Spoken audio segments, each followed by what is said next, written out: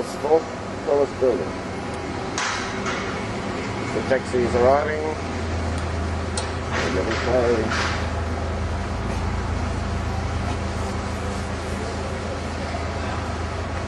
Up these stairs. Here's Clark.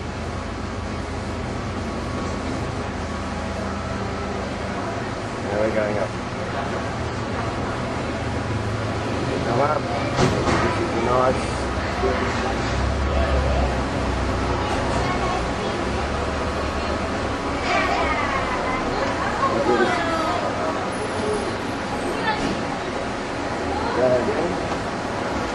Hello.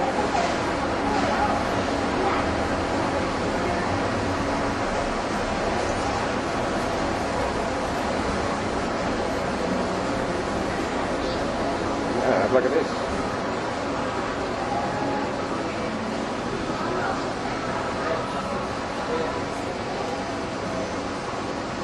You run down and jump in the water. So hot. Huh? What you can see.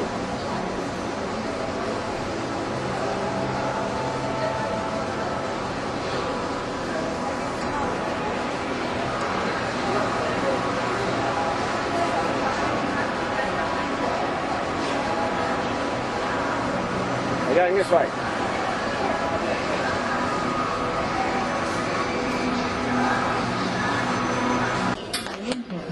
Menara means tower in Malay, and I am the Chief Executive Officer of our beautiful Menara. My name is Shahida Rukman, so this spectacular view is part of my everyday life. I'm so glad you decided to visit us, because from up here, you can see how lovely Kuala Lumpur is. It's known as the Garden City of Lights, and if it's the daytime now, do try to come here.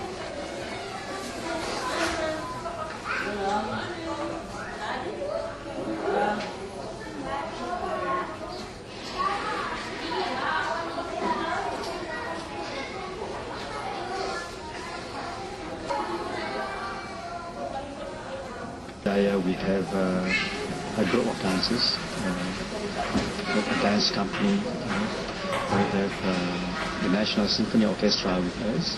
We also have the National... In the fact that the Petronas Twin Towers are the tallest buildings in the world. They are 88 stories of steel and glass and are an unmistakable landmark on the KL skyline. Cesar Pelli designed them. He's an Argentinian architect, appointed by another well-known local architect firm, Hijaz Kasturi Associates. He based his floor plan on a simple geometric form, where two squares interlock, making an 8-point star. He then softened each angle with a semicircular shape. What Pelli created is a design that embraces the fundamental Islamic principles of unity, harmony, rationality and stability. When the Prime Minister of Malaysia declared the buildings open in 1999, he gave a speech in which he said that a country needs something to look up to. And now it has these splendid twin towers. Well, the Prime Minister obviously wasn't looking at them from where you're standing, because from here we look pretty much on the same level, don't you think? I'll let you in on a secret. It helps that our tower stands on a hill which is 90 meters high, giving us that extra leg up. Gives you a really good idea of how rapidly the city has grown since its early days as a mining outpost. You are left in no doubt that Malaysia has taken serious charge of its modern economy. There was a time when the country was almost entirely dependent on tin mines and rubber plantations for its wealth. Since independence in 1957, it has successfully navigated tough commercial times and transformed itself into a manufacturing-based economy. Looking down on the city, other patterns emerge. There's a distinct contrast of old and new, sacred and secular. Skyscrapers play footsie with tin shanties. Colonial-shaped structures are topped with minarets. Hindu and Taoist temples sit beside Islamic mosques. Street traders hawk their wares in front of chic shopping centres. Those tin miners who set up camp in 1857, where the Klang and Gombak rivers merge, couldn't possibly imagine that the place they named Kuala Lumpur would one day become the grand commercial meeting place it is today. or that exactly 100 years later, the nation of Malaysia would be born. Now, while you make your way to number 9, don't miss, again on the inside wall, our exhibit gallery of the world's tallest telecommunications towers.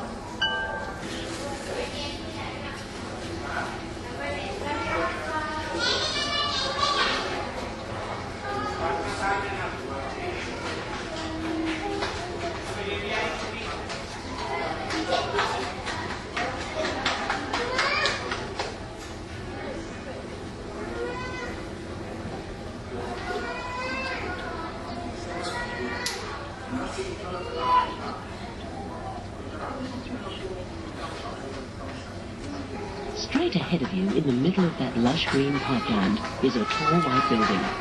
And next to it is a low white building with a roof that looks like a row of very sharp points. Can you see them? That's where our parliament meets. It was built in 1963. To the left of Parliament, the parkland there is called the Lake Gardens. They were established by the British in 1888, when they were on the outskirts of the city. A lot has happened since then. Just to its right is an open track and field stadium called Stadium Merdeka. There are quite a few stadiums around KL. They're used for lots of different events here. Quran reading competitions, morning Tai Chi exercises, and all kinds of official functions. When the Commonwealth Games came to town in 1998, it was a really big deal for us because it was the first time in their 65-year history that the Games had ever been held in Asia, and KL got them. You can just imagine the excitement when Malaysia won 10 gold medals. It's not surprising that one of these was for badminton. We're crazy about it. And of course, we Malaysians love soccer, or football, just like everyone else in the world.